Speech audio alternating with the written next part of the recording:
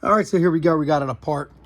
And you're going to see a mark on here and a mark on here. Here's the mark there. I painted it yellow. Did the paint yellow. It's got to line up with this little cutout. Same with this side. The same mark, same yellow cut. Tensioner is going to be a bolt here. Sorry, bolt here and a bolt here for the tensioner. Let me find the old one. So the old tensioner was wet in there, and that looks like bad anyway, so thank God we had a new one.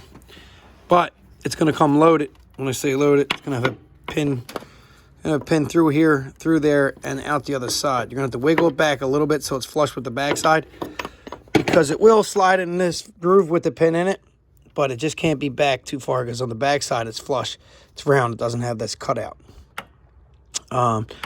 So I obviously didn't do a video of the water pump taking it out, but it's tens. 1, 2, 3, 4, 5, 6, 7, 8, 9, 10, 11, or 12.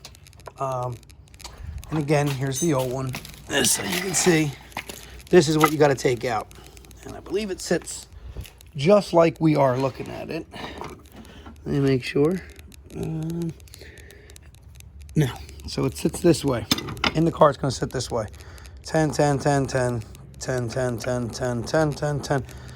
And mine just fell off. And you could barely feel it's got a little play. But looking at mine, you could tell all the dirt around it, and then it's got a smooth path. That smooth path, is, and it's still wet. It's where the coolant was coming out of the pee hole. They call it a peep hole or weep hole. Right there, you can see it. Right at the bottom of my thumb, if you look right there. There's a weep hole. When the bearing goes bad, that's what goes bad. So, I'm going to put the new belt on. What I like to do is I start here. Put the belt on this pulley first. There's tools for it. I don't have them. Don't act like I do. These are my tools. I put the belt on, and I grab it with these plastic or metal clamps with plastic little ends. 1, 2. Come around the water pump, and I will rock this back this way. Daggone it.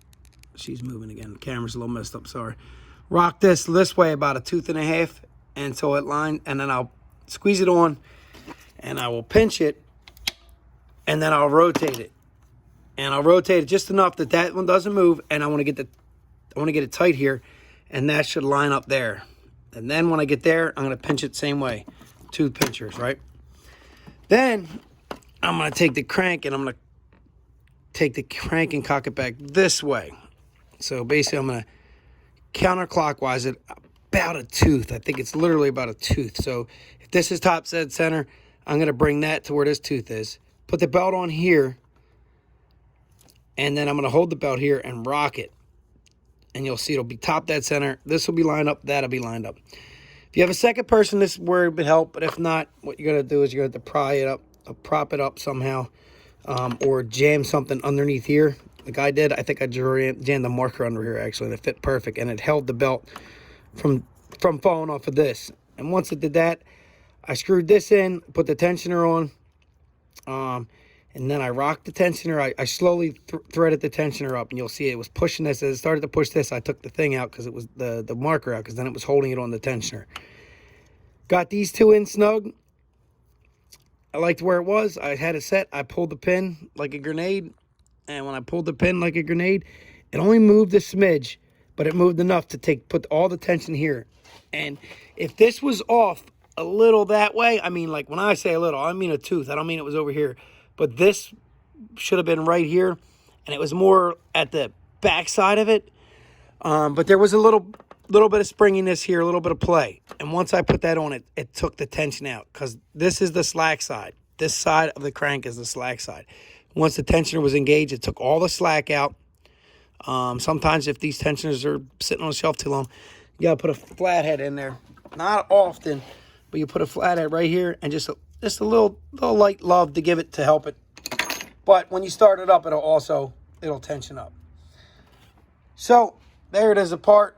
Like I told you, we're going to take the radiator out. I did tell you. So I told you that the top had 2 bolts. I was right. 10, 10. And the bottom was just clips. It just sits in the bottom. 1 plug for both of them. Good to go. Took the hose, like I said, jammed it back here out of the way.